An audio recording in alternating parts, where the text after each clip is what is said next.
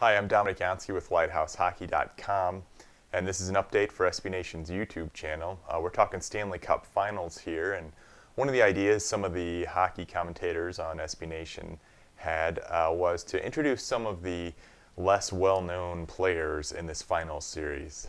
The Kings and Devils arriving in the finals is somewhat of a surprise, especially to casual hockey fans. None of them had home ice advantage at the beginning of the playoffs. And they're led by a few players that you might not know much about. One guy in particular for the Devils, which Islanders fans know a little bit more, is defenseman Bryce Salvador. Now, Salvador could be the most surprising or unlikely number one defenseman on a Stanley Cup finalist in recent history. Now, in truth, one of the reasons he's a number one is because, well, by default for one, but also the Devils really balance out the defensive roles pretty well throughout their six defensemen. And Salvador, though he does get the most minutes right now in the playoffs, it's not like he's a minute-munching 25-minute, 28-minute guy like a traditional number one defenseman. Now, Salvador's been in the NHL for over 10 years. He actually started back in 2000, 2001 with the St. Louis Blues, which is still the team that he spent the majority of his career with. But he's so faceless, basically, that you might not have known about him until even well into his Devils career. He played 3 seasons in the AHL before becoming an NHL regular. During the NHL lockout in 2005, he didn't draw any contracts from Europe. He wasn't one of those guys that went over there to pass the time. He did end up playing for a pro team, but it was in the United Hockey League in St. Charles, Missouri. Yeah.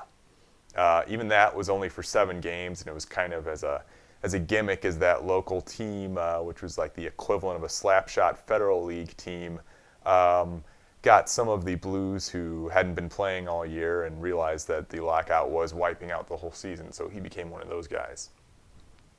But adding to the intrigue and sort of anonymity of Salvador is he missed the entire season in 2010-11 with a concussion. He got hurt in the preseason with a concussion against the Flyers and ended up missing the whole season, and it looked like his career might be over. So needless to say, his comeback, which has included 3 goals in the playoffs, which is also more than the total goals he has in half of his regular seasons. I think his season high, or his career high, is 5 goals in a regular season, and he's managed 3 goals in these playoffs. So there's a lot of obscure details to say about Bryce Salvador, who again, has to be the most surprising number one defenseman on a Stanley Cup finalist in quite some time. And he's been doing quite well next to Marek Zidlitsky, who also has had a pretty somewhat surprising resurgence during these playoffs, and certainly helps share the load and certainly helps Salvador get some of the offense that he has generated. Tune in next time where we'll try to dig up some other lesser-known players as the Stanley Cup finals continue on. Thanks.